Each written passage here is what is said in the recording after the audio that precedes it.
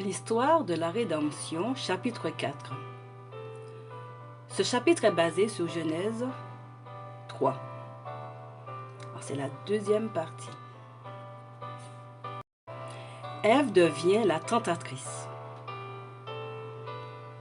Ève cueilla alors elle-même un fruit et elle en mangea. Elle crut de nouveau ressentir en elle une force vivifiante et s'imagina entrer dans une sphère plus élevée, résultat direct de la vertu du fruit interdit. Sous l'empire d'une étrange fascination, elle alla trouver son mari, le fruit défendu dans les mains. Elle lui rapporta les paroles perspicaces du serpent et voulut le conduire immédiatement auprès de l'arbre de la connaissance. Elle lui dit avoir goûté du fruit et que, loin de s'être sentie envahie par la mort, elle avait éprouvé une sensation agréable et stimulante. Aussitôt qu'elle eut désobéi, elle devint un instrument puissant pour entraîner son mari dans sa chute. Je vis que le visage d'Adam était couvert de tristesse. Il était visiblement étonné et rempli de crainte.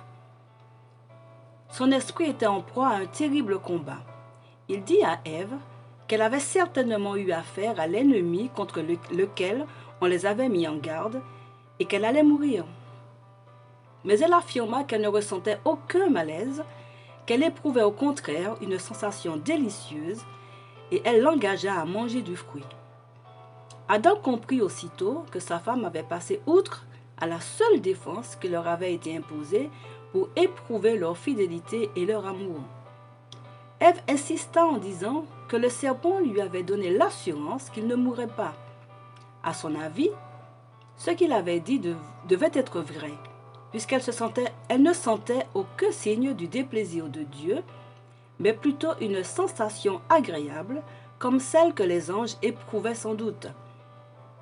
Adam regretta qu'Ève se fût éloignée de lui, mais l'acte ayant été accompli, il serait forcément séparé de celle dont la compagnie faisait sa joie.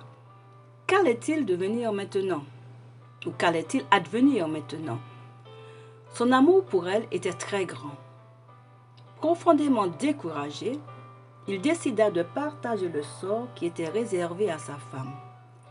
Il se dit qu'Ève était une partie de son être et que si elle devait mourir, il mourrait avec elle, car il ne pouvait supporter l'idée de s'en séparer. En cela, Adam manqua de foi envers son généreux et bienveillant Créateur. Il ne lui vint pas à l'esprit que Dieu, qui l'avait formé de la poussière de la terre, et avait fait de lui un être vivant aux formes merveilleuses, qui avait créé Ève, sa compagne, pouvait aussi la remplacer. Ève était là, devant lui, aussi ravissante et apparemment aussi innocente qu'avant sa désobéissance. Elle lui manifesta même un amour plus profond que jamais, comme sous l'effet du fruit qu'elle avait mangé, et il ne vit aucun signe de mort sur ses traits. Elle lui avait parlé des vertus bienfaisantes de ce fruit, de son grand amour pour lui, son mari, et il décida d'assumer les conséquences de la situation, quelle qu'elle soit. Il prit donc le fruit, s'empressa de le manger, et il n'en ressentit pas immédiatement les effets nocifs. Ève croyait pouvoir discerner entre le bien et le mal.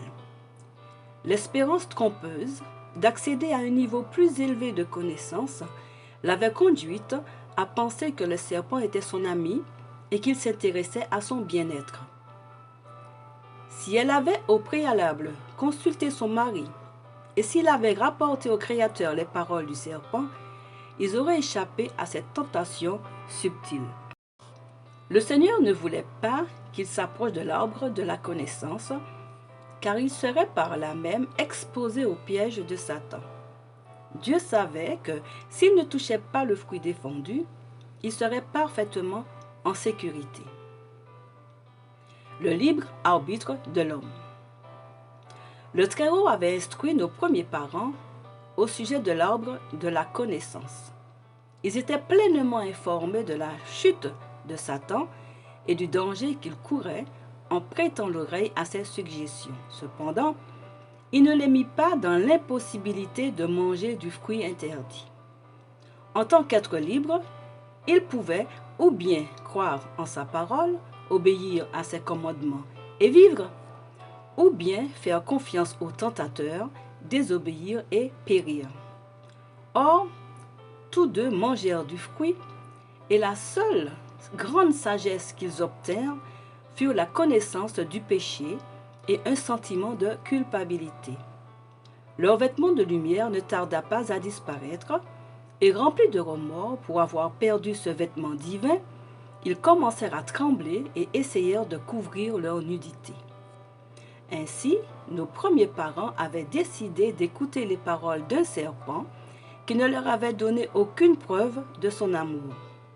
Alors que Dieu leur avait accordé tout ce qui est bon à manger et agréable à la vue. Satan n'avait nullement contribué à leur bonheur et à leur bien-être.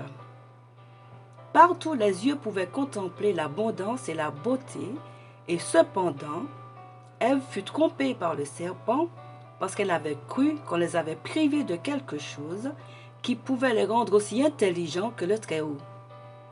Au lieu de faire confiance à Dieu, elle se méfia de sa bonté et se plut à écouter les paroles de Satan. Une fois qu'Adam eut transgressé l'ordre divin, il eut tout d'abord l'impression d'accéder à une sphère nouvelle et plus élevée. Mais bientôt, la pensée de sa faute le remplit de terreur. L'atmosphère qui avait toujours été douce et uniforme parut glaciale à l'homme et à sa femme. Le couple désobéissant ployait sous le fardeau de son péché. Ils avaient peur de l'avenir et éprouvaient un sentiment de vide. L'amour, la douce paix et le bonheur qu'ils avaient connus jusqu'alors firent place à un sentiment de dénouement qu'ils n'avaient jamais ressenti auparavant. Puis, pour la première fois, ils remarquèrent leur apparence extérieure. Jusqu'à ce jour, ils ne portaient pas de vêtements. Ils étaient couverts d'habits de lumière, comme les anges du ciel. Mais cette lumière dont ils étaient entourés avait disparu.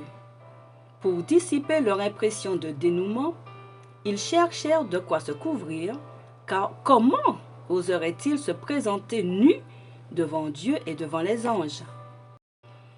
Leur faute apparut alors à leurs yeux sous son vrai jour.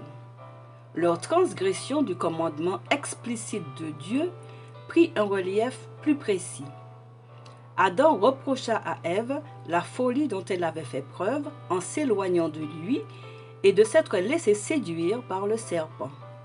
Néanmoins, l'un et l'autre se rassurèrent à l'idée que celui qui les avait comblés jusque-là de tant de bonté pardonnerait sans doute leur désobéissance à cause de son grand amour et que leur châtiment ne serait peut-être pas aussi sévère qu'ils pouvaient le penser.